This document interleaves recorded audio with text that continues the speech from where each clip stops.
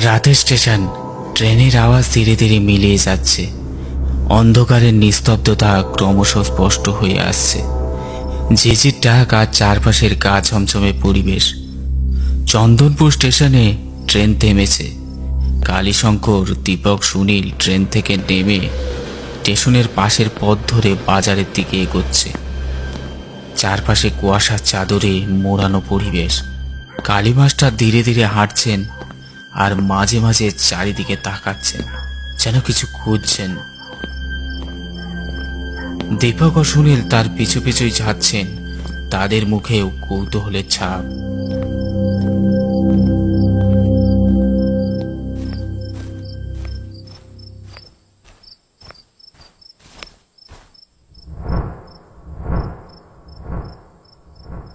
Sir, এই গভীর রাতে মাছ মাংস কিনতে চান কেন? আমাদের তো জমিদার বাড়িতে যাওয়ার কথা ছিল। স্যার, আপনার এই রহস্যময় কাজগুলো কিন্তু দিন দিন বাড়ছে। জমিদার বাড়িতে কি তাহলে খাওয়া দাওয়ার জম্পেশ আয়োজন করবেন? ভূতের সাথে লড়তে গেলে পেট ভরে শক্তি নিয়ে যেতে হয়। মাছ মাংস খেলে শরীরে বল বাড়ে, জানিস তো। কিন্তু স্যার, আপনি তো এইসব খান না। আপনার সাথে থাকতে থাকতে আমিও খাই না, তাহলে এসব কে খাবে? আরে, আমরা না খেলে এসব খাবার লোকের অভাব হবে না কেন? আমাদের সুনীল তো আছে, আমাদের সাথে থেকে শাক পাতা ফলমূল খেয়ে দিন কাটাচ্ছে। হ্যাঁ, তা যা বলেছেন স্যার। জমিদার বাড়ি গিয়ে জমিয়ে রান্না করে খাওয়া যাবে। তাহলে আর দেরি কেন? যাও গিয়ে নিয়ে এসো। এই বলে কালীশঙ্কর একটা 500 টাকার নোট সুনীলকে দিল। আর সামনেটা একটা দোকানের দিকে ইশারা করে দেখালো। দোকানটি রাস্তার ওই পারে, তখনও খোলা আছে। উপরের বোর্ডের উপরে লেখা আছে হারানির মাছ মাংসের দোকান। সুনীল মাছ আর মাংস আনতেই কালীশঙ্কর দুটো লাল কাপড়ের থান সুনীলের দিকে ছুড়ে দিয়ে বলল, দুটোকে এই লাল কাপড়ে শক্ত করে পেঁচিয়ে নে, আর আমার ডান পাশে দাঁড়িয়ে পড় দেখিনি। এই বলে কালীশঙ্কর চোখ বুজে বিড়বিড় করে মন্ত্র পড়তে লাগলো, যেন মন্ত্র বলে কোনো অশুভ শক্তিকে আহ্বান জানাচ্ছে।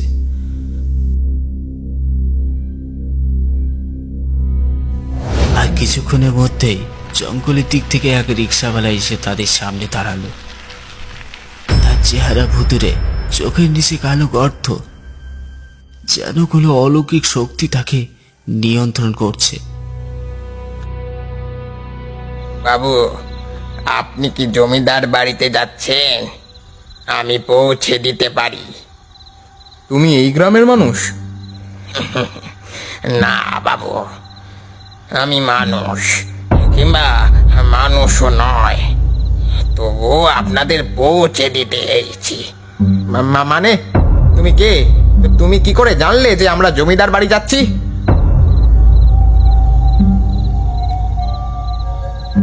ভূতের কথা বলে তুই কি এদের ভয় দেখাতে চাস? আমার নাম কালীশঙ্কর। যেখানেই ভয় সেখানে আমার শক্তি। চল, কথা না বাড়িয়ে নিয়ে চল আমাদের। রিক্সাওয়ালা একটু থেমে নিঃশব্দে মাথা নোয়ায় আর রিক্সা চালাতে থাকে। চারপাশে কুয়াশাচ্ছন্ন রাত, নীরবতা যেন জমাট বেঁধে রয়েছে। শুধু রিক্সার চাকার গুনগুন শব্দ আর দূরে কোথাও শিয়ালের ডাক ভেসে আসছে।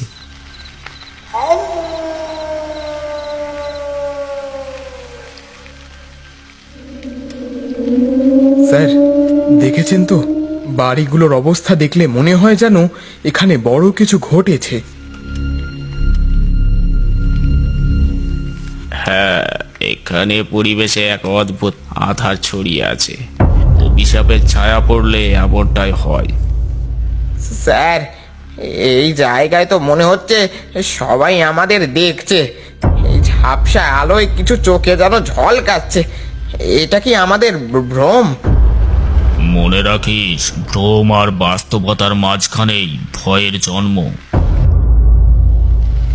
এই আধার আমাদের পরীক্ষা নেবে, কিন্তু আমরা ভয় পেলে ওরা আরো শক্তি পাবে। রিক্সাওয়ালা একবার ঘাড় ঘুরিয়ে তাদের দিকে তাকায়, তারপর আবার সামনের দিকে তাকিয়ে ধীর গলায় বলল, বাবুরা, জমিদার বাড়ির সামনেই নামাই দিয়া চলেই যাইব। এই সময় ওইখানে কেউ যেতে সাহস পায় না। এই গ্রামের মানুষ কয় অভিশাপে এখনো ওইখানে রয়েছে।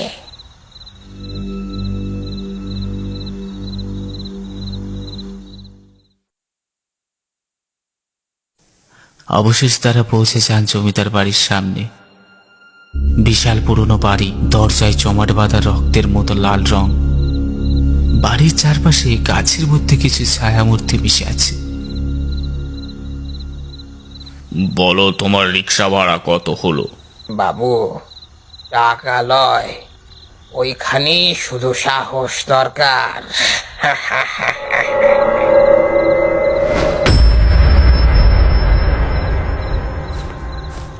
কালীশঙ্কর জমিদার বাড়ির ভিতরে পা রাখতেই ঘরের সমস্ত আলো যেন নিভে গেল। ধুলে জমে থাকা আসবাবপত্র, চারপাশে এক পচা গন্ধ আর একটা চাপা শীতলতা ঘিরে আছে। এক কোণ থেকে চাঁদের হালকা আলো এসে পড়েছে, তাতে ঘরের ভৌতিক পরিবেশ আরো দৃঢ় হয়ে উঠেছে। ঠিক তখনই কালীশঙ্করের চোখে পড়ল দরজার কাছে দাঁড়িয়ে থাকা একটা সাদা শাড়ি পরা মেয়ে। তার চুল খোলা, চোখে গভীর দুঃখের ছাপ। চুপচাপ ছায়াটার দিকে তাকিয়ে দৃঢ় কণ্ঠে কালীশঙ্কর বলল, তুই কে? এখানে কেন দাঁড়িয়ে আছিস? আমি সুনন্দা, এই জমিদার বাড়ির মেয়ে।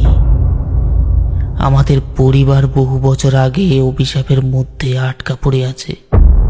সে এক অদ্ভুত মেয়েলি কণ্ঠে কথাগুলো বলল, যেন যেন কোনো পুরুষ মানুষ মেয়েদের গলায় বলার চেষ্টা করছে। আমি মুক্তি চাই। তুমি কি আমাকে সাহায্য করবে? অভিশাপ? কার অভিশাপ? আমার দাদুর অভিশাপ। তিনি এক তান্ত্রিকের কাছ থেকে ক্ষমতা চুরি করে নিয়েছিলেন, কিন্তু সেই তান্ত্রিক বিশ্বাসঘাতকতা সহ্য করতে পারেনি। সে অভিশাপ দিয়ে গেছে আমার পরিবারকে। আমি এখানে আটকা পড়ে আছি, এই ঘরে বন্দি। স্যার, এই মেয়েটা সত্যি না মিথ্যে বলছে সেটা আমরা কি জানি? ভূতের কাহিনী যতই সত্য হোক, তাদের কথায় সব সময় সততা থাকে না। সুনন্দা, তুই কি সত্যি জমিদার বাড়ির মেয়ে? তোর কথা প্রমাণ কর, নইলে। সুনন্দার মুখে ক্ষণিকের জন্য দ্বিধার ছাপ, তার চোখে আতঙ্কের ছায়া। সে কিছুটা পিছিয়ে যায়, যেন তার সত্যিকারের পরিচয় প্রকাশ পেতে চলেছে। আমি বুঝতে পেরেছি তুই কে। তুই জমিদার পরিবারের কেউ নোস। তুই সেই তান্ত্রিক যে অভিশাপ দিয়ে গেছে। আমার সামনে নাটক করে নিজেকে লুকিয়ে রাখার চেষ্টা করছিস কেন? মেয়েটার মুখ ক্রমশ বিকৃত হয়ে যায়, তার চোখে এক অদ্ভুত রক্তিম আভা, মুখে বিকৃত হাসি ফুটে ওঠে।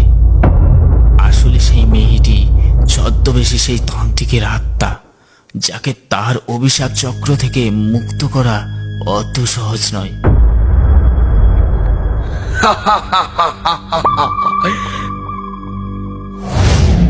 কালীশঙ্কর, তুই কি মনে করেছিস আমাকে পরাস্ত করতে পারবি? এই গ্রাম ও জমিদার বাড়ি আমার অধীন। এখানে তোর শক্তি কিছুই করতে পারবে না। কালীশঙ্কর দৃঢ় পদক্ষেপ করে সামনের দিকে এগিয়ে আসে, তান্ত্রিকের আত্মার দিকে তাকায়। তার চোখে এক ধরনের নির্ভীক সাহস রয়েছে।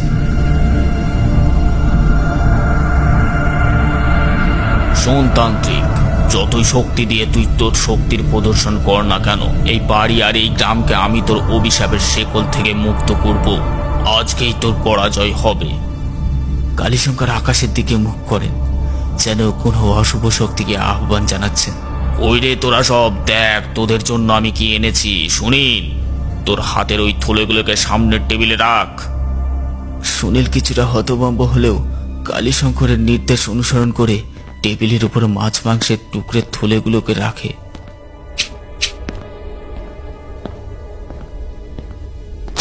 ভূত মুহূর্তের মধ্যে যেন মাছ মাংসের টুকরোগুলো অদৃশ্য শক্তির আভাসে আকাশে ভাসতে থাকে, এক এক করে উড়ে যেতে থাকে। তান্ত্রিকের আত্মা চিৎকার করতে থাকে, না, তোরা এসব খাস না। এই কালী শঙ্করের এসব তন্ত্র সিদ্ধ খেলে তোরা ভস্মে পরিণত হবি। কালী শঙ্কর আমার শক্তি দুর্বল করার জন্য এসব ছল করেছে। কালীশঙ্কর ঝুলি থেকে তান্ত্রিকের শক্তি নাশের জন্য এক পুঁথির ব্যাগ বার করেন। ব্যাগে রয়েছে মন্ত্রলিপ্ত পবিত্র ভস্ম। তিনি তা চারপাশে ছড়িয়ে দেন আর মন্ত্র পড়তে শুরু করেন। ধীরে ধীরে চারপাশে এক শক্তিশালী আরো বলয় তৈরি হয়। তান্ত্রিকের আত্মা যন্ত্রণায় চিৎকার করতে থাকে, তার দেহ ধীরে ধীরে ক্ষীণ হতে থাকে। না, এটা পারবি না তুই। পারবে? আমি এত সহজে হার মানবো না। তুই নিজের লোভের শিকার তান্ত্রিক। আজ এই জমিদার বাড়ি মুক্ত হবে তোর অভিশাপ থেকে। কালীশঙ্করের মন্ত্র পারবি না তুই। ক্রমশ তীব্র হতে থাকে। পারবে। মন্ত্রের শক্তিতে তান্ত্রিকের আত্মা বিলীন হতে শুরু করে, পারবে। আর তার ভয়ানক চিৎকার ধীরে ধীরে স্তব্ধ হয়ে যায়। চারপাশে আবারও এক নিস্তব্ধতা নেমে আসে। তান্ত্রিকের আত্মা বিলীন হওয়ার পর পুরো ঘরটা যেন এক নিস্তব্ধতার শক্তিতে ঢেকে যায়। ঠিক তখনই ভেসে আসে এক কৃতজ্ঞতার কণ্ঠ। ধন্যবাদ কালীশঙ্কর বাবু, আপনি আমাদের এই বাড়িকে মুক্তি দিলেন। এত বছর পর আমরা শান্তিতে পরলোক গমন করতে পারবো। আমার কাজ শুধু তোমাদের মুক্ত করা, তাই তোমার চিঠি পেয়ে আমি আর সময় নষ্ট করিনি। আর যেখানে অভিশাপ সেখানেই মুক্তির পথ থাকে। এবার তোমরা শান্তিতে মুক্তির পথে গমন করো। কালীশঙ্কর, দীপক, সুনীল ধীরে ধীরে জমিদার বাড়ি থেকে বেরিয়ে আসেন। চন্দনপুর রাতের সেই ভৌতিক পরিবেশ আজ মুক্তির এক নতুন আলোয় ঝলমল করছে। এবার স্টেশনের দিকে রওনা দেয়। তাদের মুখে এক সন্তুষ্টির হাসি এবং চারপাশে এক গভীর প্রশান্তি।